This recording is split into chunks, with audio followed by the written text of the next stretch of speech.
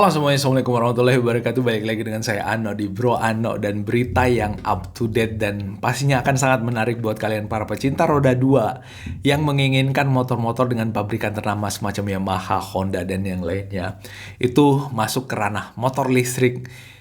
Ini menjadi informasi yang sangat menarik pastinya untuk kalian simak dan kalian dengarkan dan kalian perhatikan sampai selesai, karena ada berita yang sangat amat menarik perhatian buat kalian para pecinta motor-motor tersebut, di mana dengan adanya program pemerintah yang selama ini memberikan subsidi yang lumayan banyak untuk para customer motor, khususnya motor listrik sebanyak 7 juta rupiah. Lumayan 7 juta ya.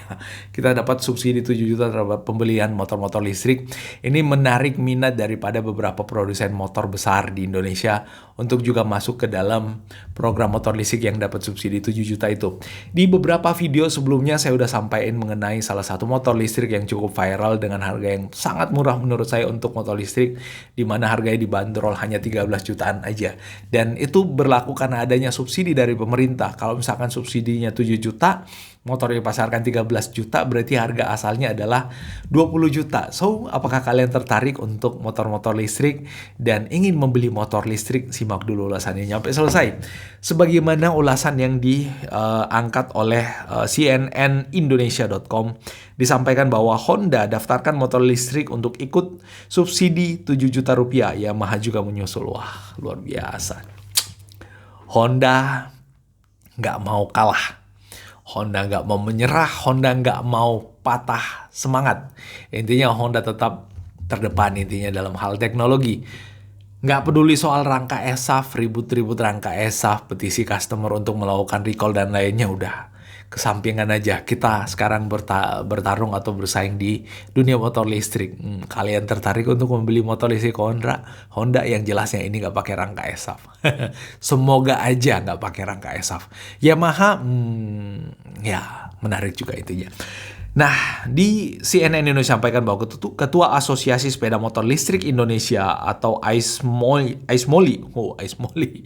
Nah, Budi Setiadi mengungkap bahwa Honda bukan satu-satunya merek Jepang yang bakal meramaikan pasar motor listrik di tanah air melalui program subsidi pemerintah. Nah, nggak cuma Honda, tapi Yamaha juga tertarik, sama seperti yang saya sampaikan atau kita sampaikan tadi pada saat judul pembahasan awal. Nggak cuma Honda yang akan masuk, tapi Yamaha juga.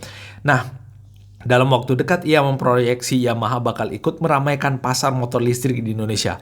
Tak hanya itu, Yamaha juga dinilai bakal segera mendaftarkan produknya ke negara supaya bisa memiliki kesempatan untuk disuntik subsidi sebesar 7 juta rupiah.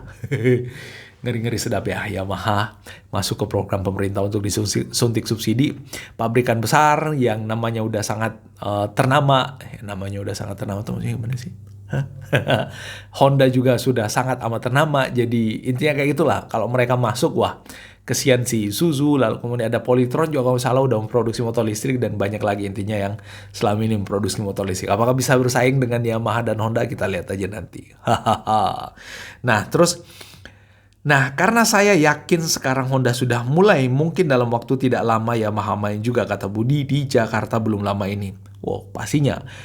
Kita tahu bahwa kedua brand itu adalah brand yang sangat amat ketat, kejar-kejaran, saling kejar-kejaran di MotoGP, kejar-kejaran, di jalanan raya kejar-kejaran, pokoknya banyak lah. Yamaha sama Honda itu selalu kejar-kejaran di jalanan. Kadang saling salip sana sini, yang jelas jangan saling sikut ya, sekalipun ya sekarang memang lumayan agak keras sikat sikutnya berdasarkan berita yang viral tentang rangka ESAF itu. Wah, mantap. Nah, pihak Yamaha Indonesia Motor Manufacturing atau YIMM tidak mengiyakan ataupun menyangkal informasi itu. Saat ini pengusaha perusahaan dikatakan fokus menguji E01. Wah, luar biasa. Mereka nggak mengiyakan, mereka juga tidak mentidakkan. Kita tahu pasti akan seperti itu, karena penentunya bukan di Indonesia aja, tapi di Jepang sana. Nah, kami saat ini masih fokus untuk terus melakukan market test E01 di 4 era untuk mendapatkan sebanyak-banyaknya masukan dari konsumen untuk mengembangkan EV yang sesuai dengan kebutuhan masyarakat Indonesia, kata manajer PR atau Public Relation YRA dan Community YIMM Antonius saat dihubungi. Wah, luar biasa. Jadi mereka masih menguji salah satu teknologi yang selama ini ada dan masih diuji di 4 area ya. Mudah-mudahan hasil pengujiannya sesuai dengan harapan dan mereka segera memproduksi. Kita tahu bahwa semakin banyak teknologi yang diproduksi semakin menguntungkan. Tidak hanya terhadap produsen tapi customer juga ada banyak pilihan yang bisa disesuaikan dengan apa yang mereka butuhkan. Astra Motor Honda atau Astra Honda Motor AHM sebelumnya telah mendaftarkan mobil listrik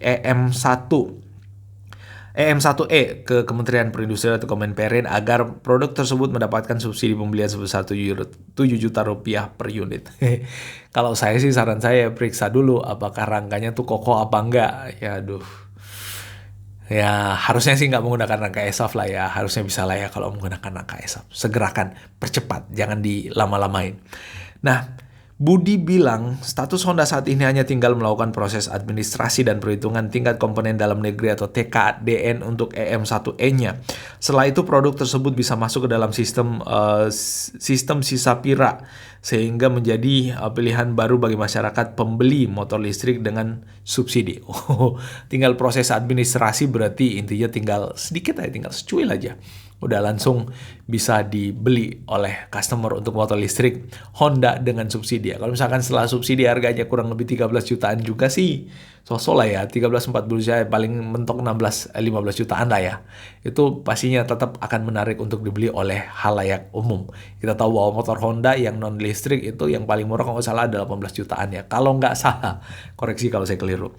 Kalau untuk Sisapira kemarin saya tanya mereka sudah lagi on proses untuk TKDN. Tapi pastinya menurut saya sudah TKDN. Cuman secara formal harus ada sertifikatnya, ucap Budi. Ya benar. Mesti ada sertifikasi TKDN untuk menentukan bahwa benar-benar produksi motor itu atau otomotif apapun itu benar-benar menggunakan TKDN dengan presentasi tertentu. Nah, selanjutnya disampaikan bahwa meski masih mendaftar, Budi meyakini EM1E telah memenuhi syarat sehingga diyakini bakal disetujui. Kata Budi, penguasa roda 2 di Indonesia itu memiliki pabrik di Indonesia sehingga EM1E pasti telah diproduksi dengan TKDN tertinggi. Nilai TKDN minimal 40% yang menjadi syarat wajib pemerintah untuk menentukan motor listrik yang berhak untuk diganjar subsidi. Nah, disampaikan pula bahwa pastilah TKDN 40% kan mereka pabriknya di sini, kata Budi. Ya, oke lah. Pabriknya di Indonesia harusnya memang TKDN-nya bahkan lebih dari 40% menurut saya. Karena itu yang harusnya menjadi syarat, yang ngapain mereka membangun pabrik yang besar di Indonesia kalau misalkan TKDN-nya nggak sesuai dengan standar. Yamaha sejauh ini memperkenalkan motor listrik bernama EM1 sembari melakukan pengujian di Indonesia. Jadi mereka masih melakukan pengujian terhadap EM01. E01 kalau misalkan ternyata dari hasil pengujian, jadi lebih itu ya, lebih normatif lah ya. Yamaha nggak buru-buru langsung daftar ke program subsidi. Mereka mau menguji kualitas dulu, jangan buru-buru untuk langsung daftar subsidi 7 juta dulu, ntar malah keropos dan patah lagi tuh. Nah, itu intinya. Nah, EE01 punya tampilan mirip NMAX, terutama di bodi depannya, stang dan dek kaki yang terpisah. Meski begitu, motor ini punya elemen yang seperti lampu depan tersembunyi dan lokasi suspensi yang mendekati titik tengah bodi motor. Ya, harusnya kalau seperti itu kenyamanannya pasti berasa lebih nyaman lah ya. Dan harusnya menjadi menarik juga dengan desain yang sama dengan NMAX. Kita tahu bahwa salah satu motor Matic 150cc yang paling laku adalah NMAX, dan memang NMAX itu tampilannya lebih elegan dan keren ya. Cocok untuk laki dan ya sosok untuk perempuan lah. Motor ini didesain menggunakan rangka double cradle frame dengan swing arm controlled filling yang dibuat dengan cara die casting berbahan aluminium. Wah, balik lagi mereka ngomongin rangka lagi. Ya kayak gitulah intinya, persaingan itu nggak sekedar dari teknologi tapi juga dari rangka sekarang, rangka atau tulang punggung intinya. Energi listrik didapat dari baterai lithium ion atau ya lithium ion 4,9 kWh yang dikemas dan tidak bisa digonta-ganti. Saat terisi penuh jarak tempuhnya 104 km hingga lebih cocok untuk rute berkendara dalam kota. Oh yes, Yamaha ya baterainya ganti-ganti ya, atau non-removable. Kita ingat dulu handphone itu pada saat awal-awal sebelum era sekarang itu baterainya removable. Terakhir saya pakai handphone yang baterainya bisa diganti-ganti itu yang LG G5 atau G5 yang dari bawah tuh, dari dagu. Bisa dicabut-cabut kayak gitu, keren banget.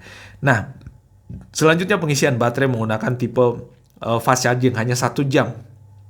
Normal, kalau misalkan dia normal ya, kalau nggak fast charging itu bisa 5 jam. Dan untuk portable bisa 14 jam. Mending fast charging cuma sejam. Tersedia alat cas portable yang bisa disimpan di bagian bagasi dan lokasi colokan cas berada di bawah rem, di bawah tameng angin atau windshield, sehingga mudah untuk dilakukan pengecasan pada saat parkir. Ini adalah teknologi pengecasan yang disampaikan oleh Yamaha. Jadi Yamaha dalam hal ini nggak buru-buru langsung ke pendaftaran untuk mendapatkan subsidi. Mereka lebih meyakinkan lagi produknya dulu. Lalu kemudian dari sisi performa E01 dikatakan mirip motor konvensional 125.